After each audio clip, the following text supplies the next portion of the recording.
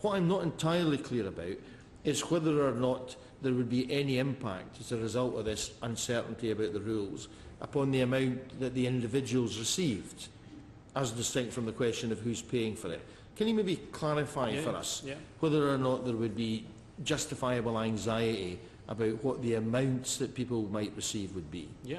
So the Continuing UK has a set of rules for converting past national insurance contributions into pension entitlements.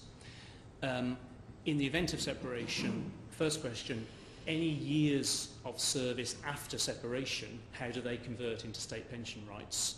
That will be a matter for the future Scottish Government. So what they do with those, we won't know. Clearly, people who stay in the UK, we will continue to apply our rules, but you'd have to have a conversation clearly about the way that that past national insurance service turned into a pension right for people who, I mean, clearly if you, as I said, you don't have to be a UK citizen to get a UK pension, so we will obviously, for the people who have put national insurance into our system, we would pay them a pension wherever they lived.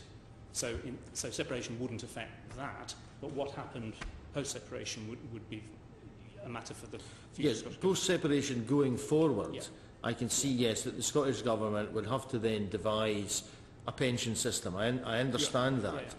If you are saying, as I think you are, which is something new, that if people have paid into the national insurance system, then they would, in a sense, inherit a payment from that national insurance system, that would actually presumably mean that the liabilities and assets would stay with the United Kingdom government rather than be divided. No. I mean, that would clearly have to be a matter of negotiation because, of course, to give a simple example, someone's worked all their life in England, retires into Scotland, can you just assume that the Continuing UK Government will pay the whole cost of that pension? So there is a liability to pay a pension, or they have built up an entitlement, but the split of funding of that is for negotiation.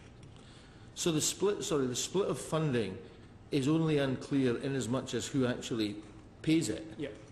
It's not unclear as to what people would get.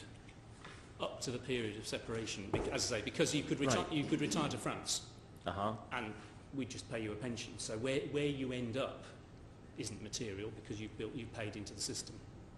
Fine, because I think it is. I mean, people in Scotland will be anxious about whether or not their pensions are secure in the event of separation.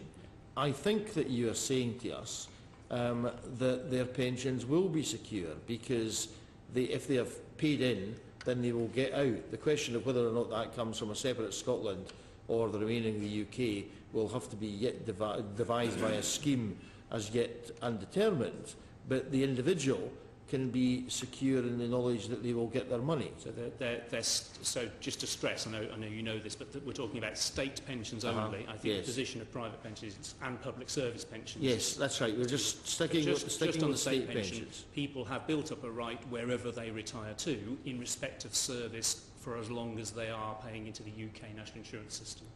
Right. Jim, and then Alan. Well, I just wanted I was going to pick up this point about where people retired to, but I think the Minister answered that with his reference to if you retired to France or Spain. Yeah. Can we just though clarify that when we're talking about the entitlement, that is to a state pension. The level of that state pension, though, is not predetermined, and that therefore somebody who is if they retired from England to Scotland, they would obviously get the pension, the state pension, as decided by the government here in Westminster. But if they were the chairman's Scottish pensioners who've earned their pension in Scotland, we must be clear, should we not, that the actual, although they might be entitled to a state pension, the level of that state pension would then be set by the Scottish Government. So my argument is that just as, for example, take a Scottish person who's paid in all their life and then retires to France or something like that, they still have an accumulated pension right in respect of the national insurance they have paid in when they were part of the United Kingdom. That's the key point. But if they've stayed in Scotland, are they then entitled to the UK level of state pension, or the state pension, whatever it would be, as set by the new independent Scottish government? So, inevitably with all these things, there's a bit of who knows exactly what would happen, but my presumption would be that because they paid into the UK national insurance system prior to separation, built up a set of, my lawyers always tell me not to call them rights, but a set of service which under our rules converts into a pension under the rules prevailing at the point they draw it, that bit is they've banked that because of their national insurance contributions to the UK system.